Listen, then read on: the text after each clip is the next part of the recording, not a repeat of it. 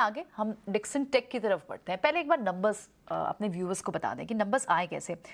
Q1 numbers थोड़े estimation से कमज़ोर रहे हैं और डिमांड सबड्यूड रही है जिन सेगमेंट्स में, वो टीवी और लाइटनिंग सेगमेंट है। हालांकि प्रॉफिट फिगर्स आप वाई एन वाई बिहाफ से देखेंगे तो आपको लगभग 50% का जंप जरूर दिख रहा है, रेवेन्यू भी बढ़ा है, लेकिन जो स्ट्रीट एक्सपेक्टेशन लगा के बैठा था वहां से थोड़े से वीक दिख रहे हैं।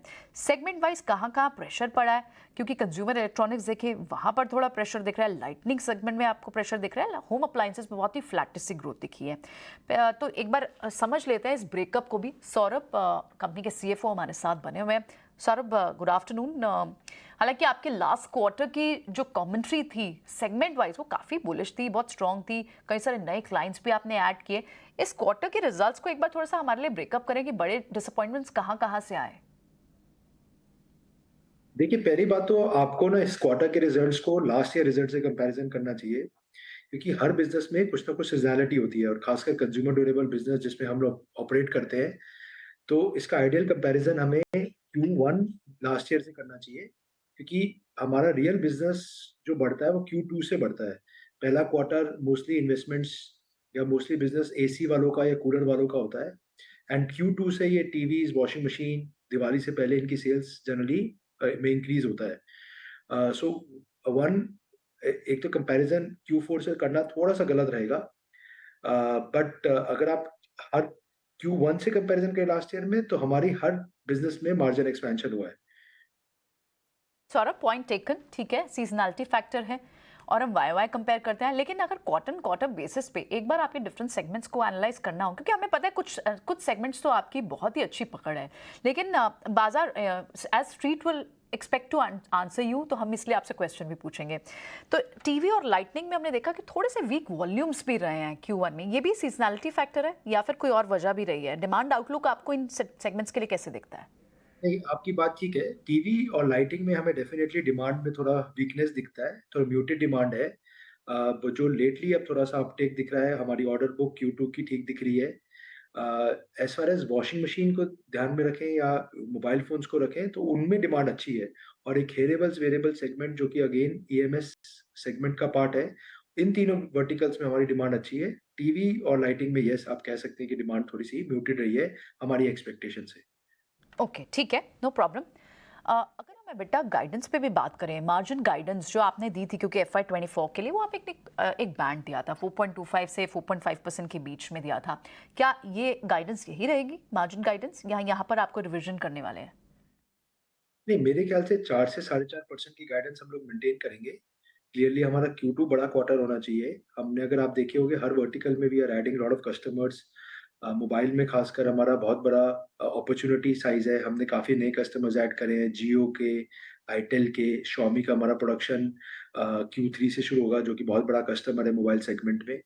तो हमें लगता है कि आने वाले क्वार्टर हमारे लिए अच्छे रहेंगे, और काफ़ी हमारी ग्रोथ, चाहे बेशक इंडस्ट्री की ग्रोथ अगर बहुत ज़्यादा ना भी हो, तो हमारी डिक्सन की ग्रोथ रहेगी, एक तो कस्टमर का हायर शेयर ऑफ वॉलेट लेने से, और दूसरा नए कस्टमर एडिशन से। राइट। सौरभ, आपने अच्छे सेगमेंट की बात की और ये तो आपका एक बड़ा स्ट्रॉन्ग सेगमेंट भी है मोबाइल्स का, मोबाइल, और आपकी ऑर्डर बुक और इनफैक्ट क्लाइंट बुक बहुत स्ट्रॉन्ग भी है।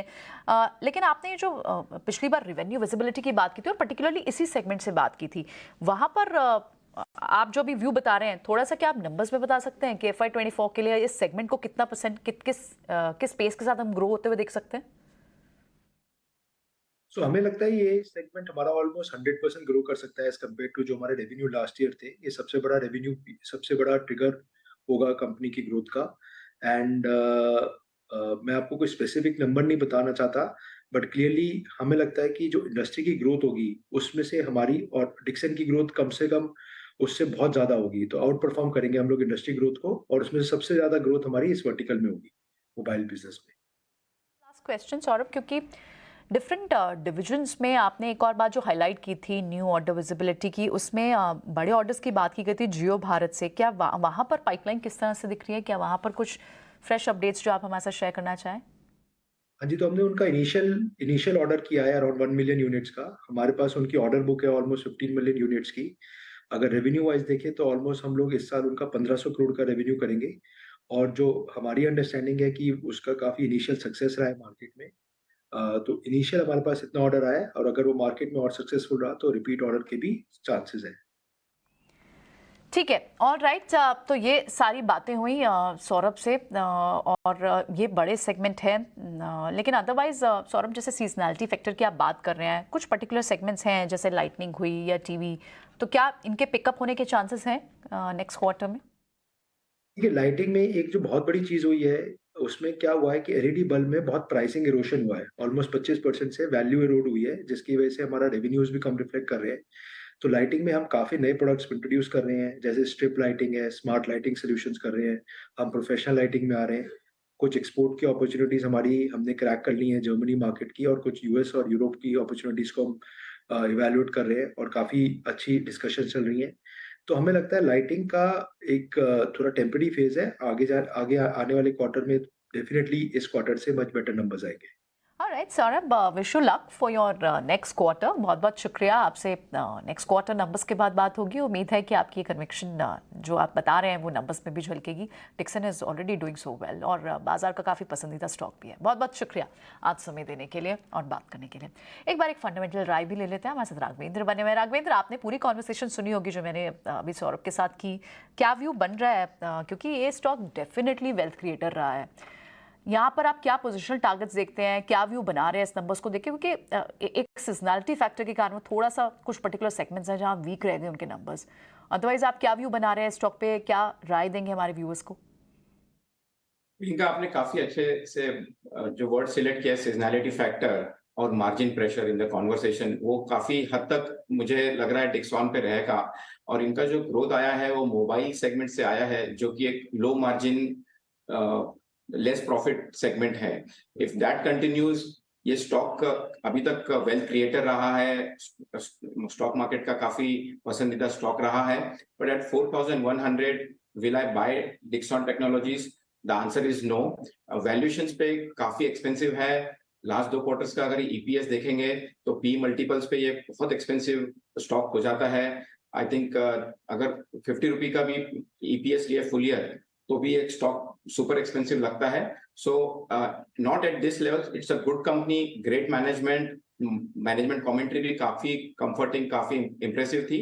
बट हम 4100 लेवल्स पर डिक्सन टेक्नोलॉजीज नहीं लेंगे। We would rather wait for a good correction of around 15% and look at 3600, 3600 के लेवल्स के आसपास इस स्टॉक को रिव्यू किया जाएगा। और जैसा कि ये Q1 नंबर्स थोड़े से म्यूटेड रहे हैं, बिलो एक्सपेक्टेशंस रहे हैं, तो नेक्स्ट क्वार्टर के Q2 क्वार्टर के रिजल्ट्स देखने के बाद ही एक राय बनाएंगे ये स्टॉक को खरीदा जाए या नहीं। But right now it is a wait and watch and no fresh buy in Dixon technologies at current levels. ठीक है, पॉइंट वेल टेकन राघवेंद्र। ठीक है, तो ये सीजनल प्रेशर जो है एक क्वार्टर और पड़ सकता है और आपको शायद 36-3700 के आसपास ये स्टॉक मिल सकता है। अच्छा पोर्टफोलियो स्टॉक है, लेकिन एंट्री पॉइंट बहुत जरूरी है, आप राइट चूज करें।